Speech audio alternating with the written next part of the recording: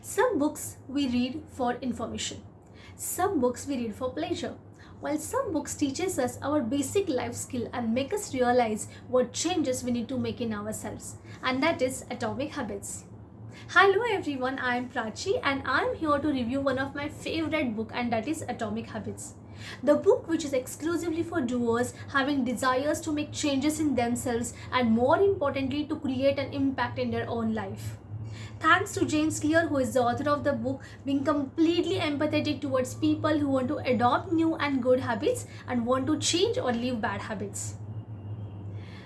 Every chapter in this book starts with a story which is very relatable, and the author has taken enormous effort in finding out and putting the exact stories which are relevant to the chapter. So this book tremendously helps us in shaping our habits very well. Here are my 5 takeaways from the book, which I would like to share with you. The first is forget about goals and enjoy the process. So James Clear says that forget about setting the goals, because goals or achieving goals is a momentary change. Many a time it happens that we say that once I reach a goal, I will be happy. So goals restrict happiness. So he says fall in love with process.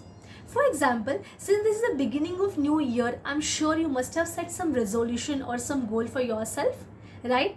If your goal is weight loss, then instead of just looking at the result that you want to achieve, if you just enjoy the process, enjoy every single lifestyle change that you're making, every single kg that you're losing, then that journey becomes fruitful and it will not only give you a short-term result but the long-term result as well.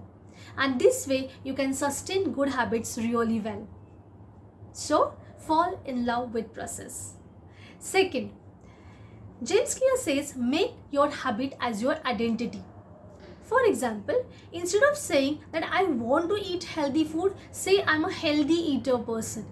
Instead of saying I want to do an exercise, say that I'm fitness freak person or I'm a health conscious person. When you attach your habit as your identity, we take a lot of efforts to sustain that identity, and that way we can maintain or sustain that habit very well. Third thing is there are 4 laws of behavioral change: cue, craving, response and reward. And this can be applicable to developing good habits as well as to break the old habits. If you want to develop a good habit, make your cue obvious, make your craving attractive, make your response easy and give reward to yourself so it becomes satisfying. If you want to break old habit, then make your cue invisible, craving unattractive, response difficult and do not reward yourself so that it becomes unsatisfying. The fourth takeaway is that every habit to show its result need to reach a critical threshold. For example, if you are exercising, there are many people who decide that they will exercise, they start from the 1st January of every year and then they do not continue it after certain weeks. Why does this happen? Because many a times people feel that they are not getting any results, they are not seeing any results. But for exercise to show a result must reach a critical threshold, and till that time you need to be consistent. So there are many habits which requires different critical thresholds, and once they reach to that point, then only they start showing the results. So be consistent till that point. If you leave a habit in between that, you will not be able to get to see a result. And the last point which I really love from this book is that there is nothing magical about time. I've heard people saying that if you do a particular activity for 21 days, then you develop the habit. So James Clear says there is nothing about 21 days, 31 days or 300 days. It's all about the frequency that matters. The rate at which you're repeating that particular activity. I myself have experienced this, that there are certain habits which I have developed just in a week, and there are habits which I'm still developing irrespective of several months. So it's not about time, it's about frequency. So it's a completely operational module, guys, and it very gently motivates you, not forcefully. These are my 5 takeaways from the book, but there are a few other concepts like habit stacking, implementation intention, 2 minutes rule, Goldilocks rules are the other concepts also which are really readable.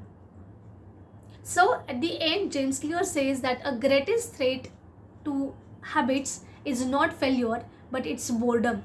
It happens that once that habit becomes a routine, it becomes less interesting and less satisfying.